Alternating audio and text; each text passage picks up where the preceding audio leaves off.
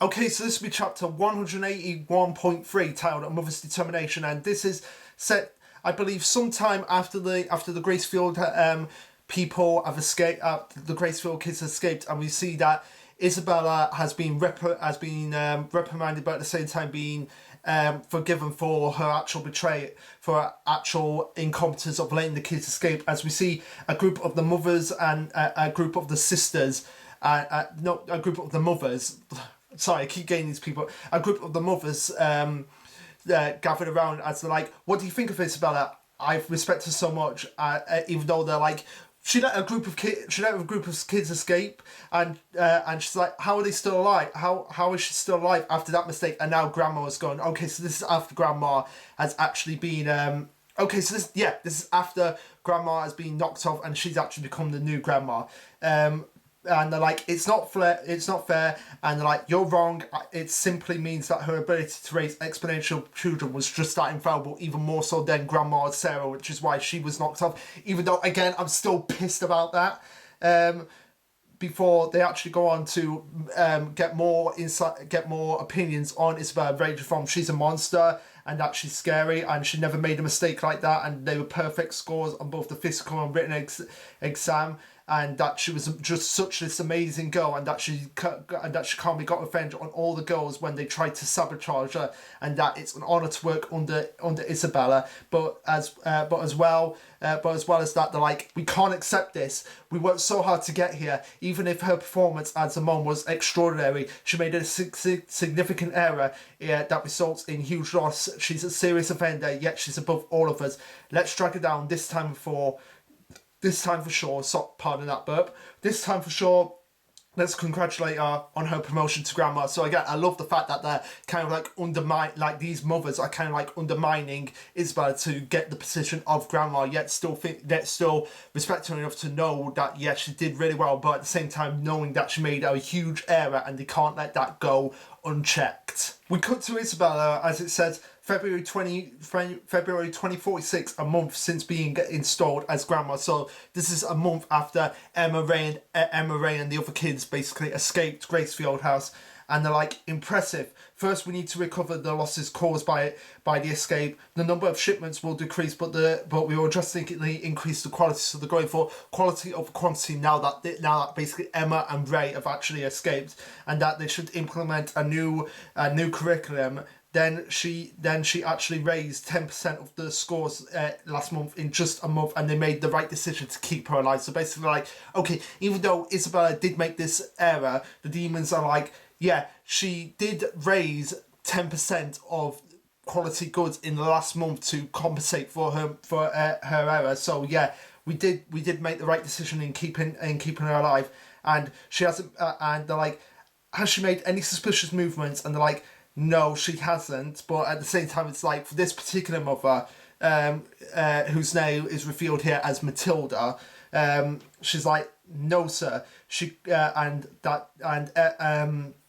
Isabella Isabella is competent, but her error allowed the merchandise to escape. But by way of caution, don't fail to keep an eye on her. So they're like, okay, yeah, she's competent, but at the same time, there's still that glaring error, and that it could happen again. So keep an eye on her.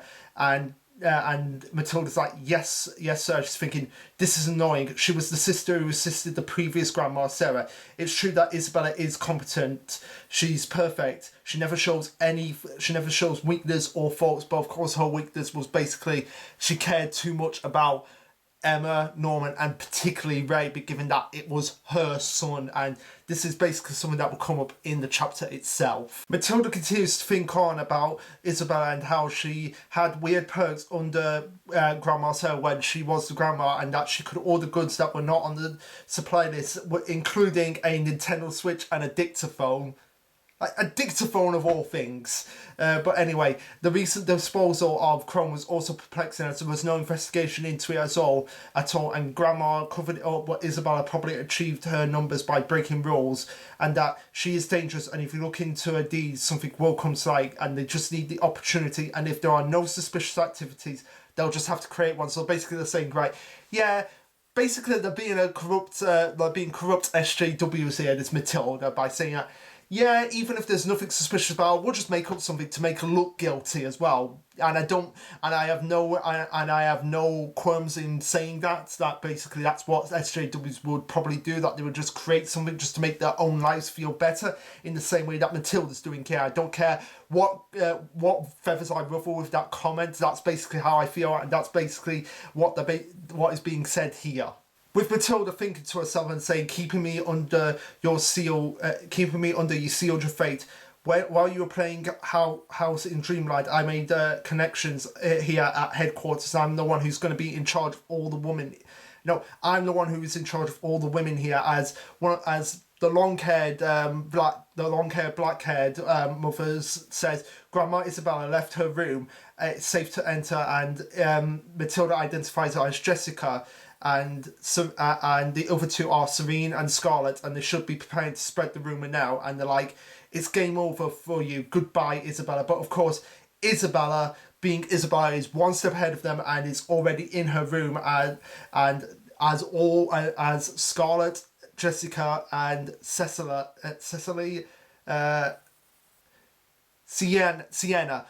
Scarlett, and Jessica all sitting around a table, and she's like, "Good afternoon, Matilda. Please have a seat." And Matilda's like, "What the hell is going on here?" She really can't say anything as well because of just like the presence that Isabella feels. It's just like, yeah, I better do what I say here. Better do what she says here. As Isabella goes on to say, "Oh my, is this some sort of communications data? It's forged very well. When you curse someone else, you dig your own grave. It always comes back to haunt you." And this is where it clicks to Matilda, like, yeah, Isabella was well aware of the plan to actually undermine her because she actually dealt with this with Crone before. And she's like, now, what should I do? Jessica, Sienna, Scarlett, Matilda, and Sienna is... Wait a minute.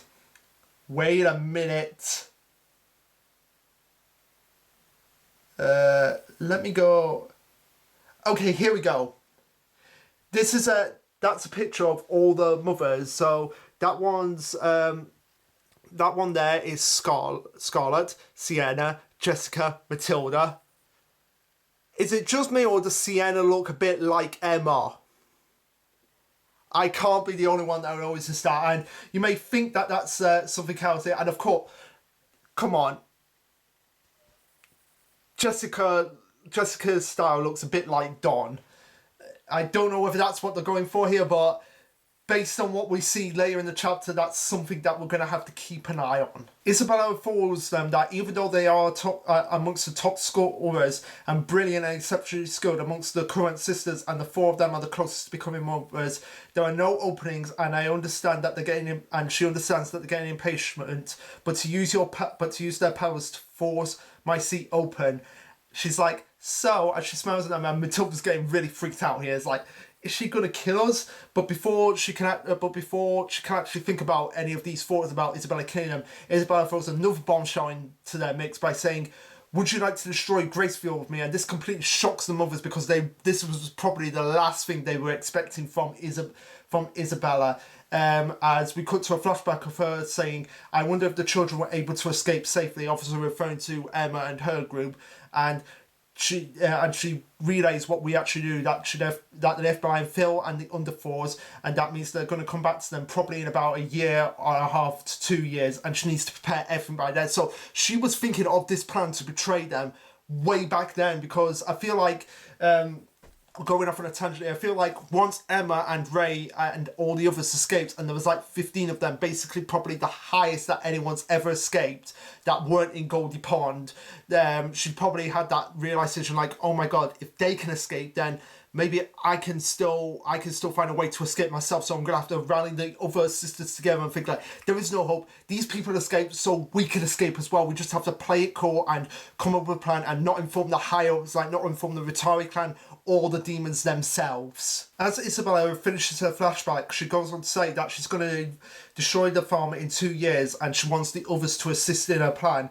And they're like, is this what she's talking about? Destroying the farm? So she's completely rebelling and she wants us to betray with them too. It's not only that, she's recruiting those who tried to take her down. Is she stupid? And they're thinking like, yeah, this must be another trap. But Isabella's like, no, I'm actually serious here. And yeah, we can tell that she was actually serious based on what happened in the final arc of Promised Neverland. But Jessica's like, don't let me laugh. Don't make me laugh. We can't destroy the farms. Even if I face death from this false evidence, I can testify to your betrayal and side with the farm. It's the smarter path with a clearer future. As Isabella's like, yes, you could do that. That's a possibility that you can do that. But even after that, what happens next? Who are you going to point the knife to next after me? And we see like this awesome image of like all the sisters basically turning it on each other, which is probably symbolic of the fact like, yeah, this is what this system does to us. It makes you turn on people that are supposed to be your friends and your allies and you're supposed to trust. And this system is completely fucked up. And the fact that it makes us turn on us, it's not a system that you basically want to live in. As she goes on to say, it's an internal hell. But just like, so what? I know that it's a hell. That's how we've lived. It's the only way to survive.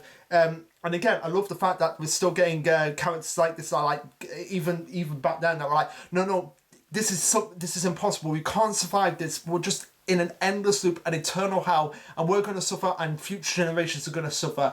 And this is why, for that, she threw away everything.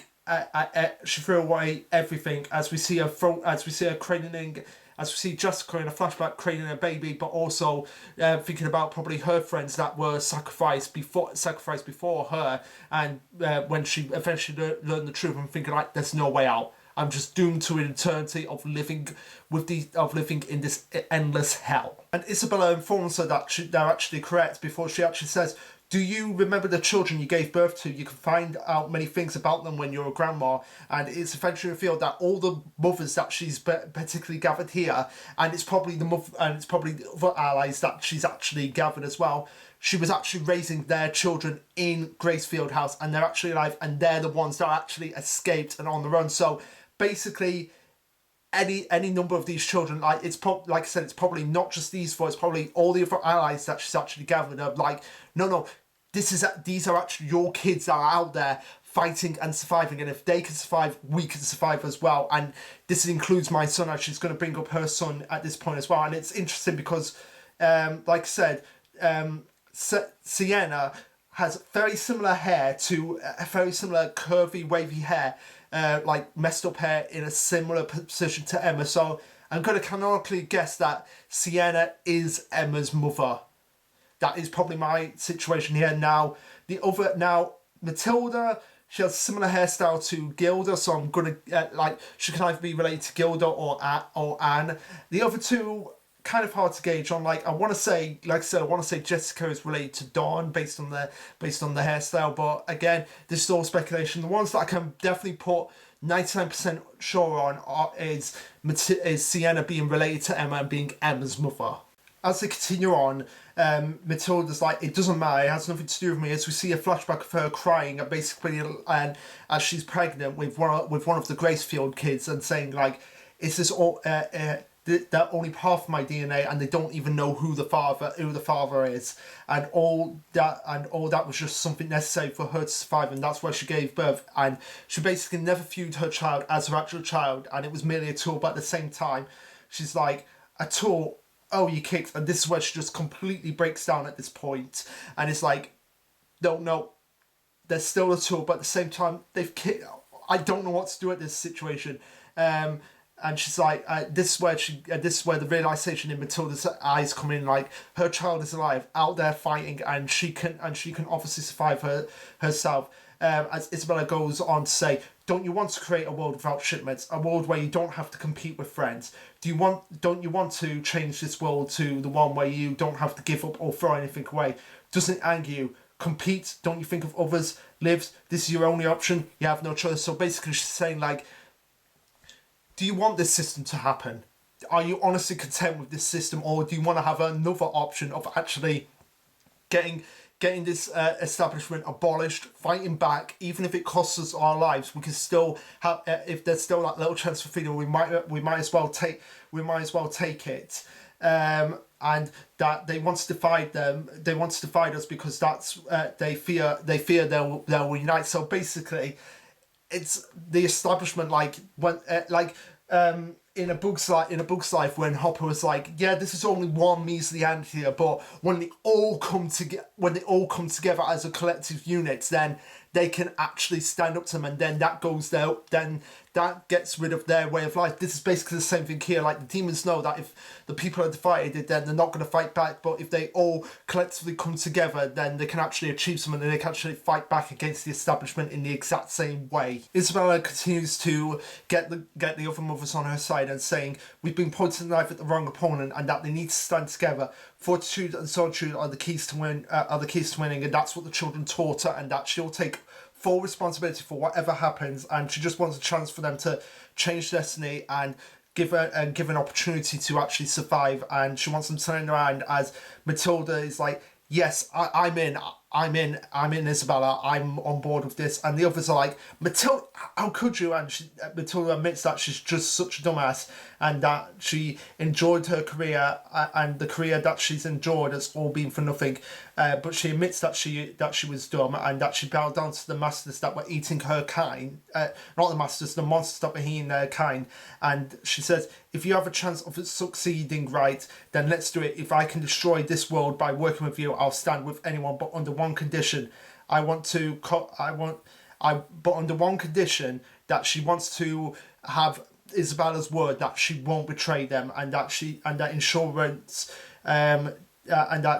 that if the plan fails, that she won't cut them off to save herself, and she agrees to these terms and conditions. So they're saying, like, okay, I'm going to join with you, but under the condition that you don't betray us, and if this plan goes to pot, you take absolute full responsibility and don't throw us under the bus as well. And Isabella is like, yes, I agree to these terms and conditions. And she says, go and give this note to the higher-ups. It's better than some forged data. Tell them Isabella let them escape because her son was one of them. And this is actually shocking to the kids. They're like, wait, your son was part of them? And they're like, you've gone mad after all. And that they've never had a grandma like this, and that they believe in her too. And I love the fact that Ray was the catalyst to actually get these people on Isabella's side, to say, like, oh my god, her son was part of this, and he escaped, and he let him go. And it's like, yeah, we can actually do this. If her son can survive, then we can all survive and actually be proper parents to these kids, whoever our kids actually are. And once the deal is set, Isabella informs her that the plan will go into action, and that they'll return within the next 2 years. They're the children who beat her, and they're actually going to beat the system together at this point, as we find out what the note actually was, which was that the note Isabella gave them on that day was a farewell note from her son. She was known as the Iron Lady, yet she kept a note that would become her weakness. She probably didn't hold onto it to us as basically a condition. She kept it as the only treasure that she had left, and the proof of the sin she bore. So basically, she kept it not as a condition to basically save the skid, but as a condition of the fact that it was the only piece of evidence that she had left that her son honestly loved her, and the fact that she put him through all that hell, that was the sin that she actually had to bore. And rather than being a proper mother and making sure that he was actually safe, she basically let him go through this internal hell and internal struggle. But before they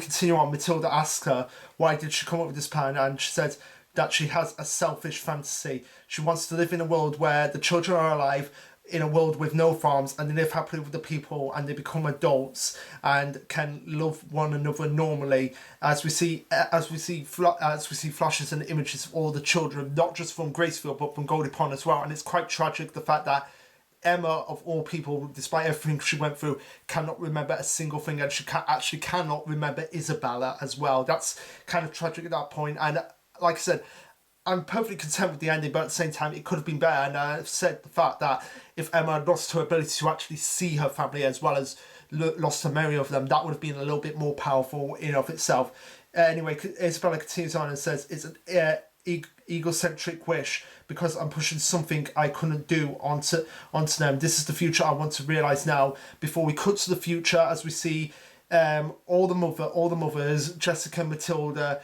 Sienna, and what was the name of?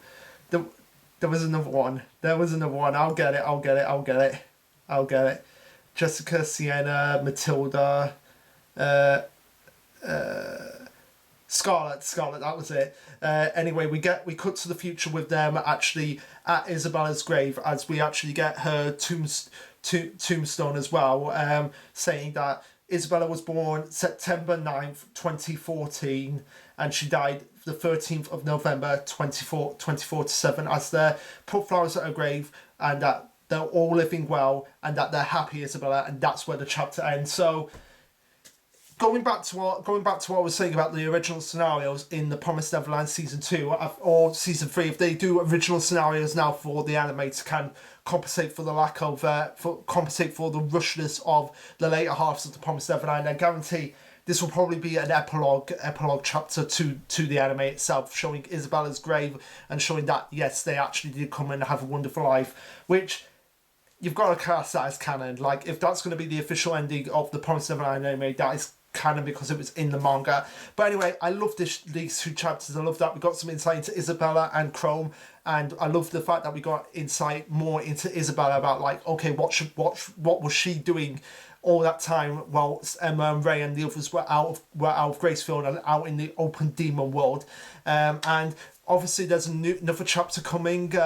I can't remember what it's actually about, but I know it's coming in the next issue of Shonen Jump, which is Senku's birthday. So his birthday. So obviously on that Monday the 4th, which is his birthday, we're going to do the Dr. Stone chapter 180, which only 2 chapters until it passes Promised Neverland in circulation chapters.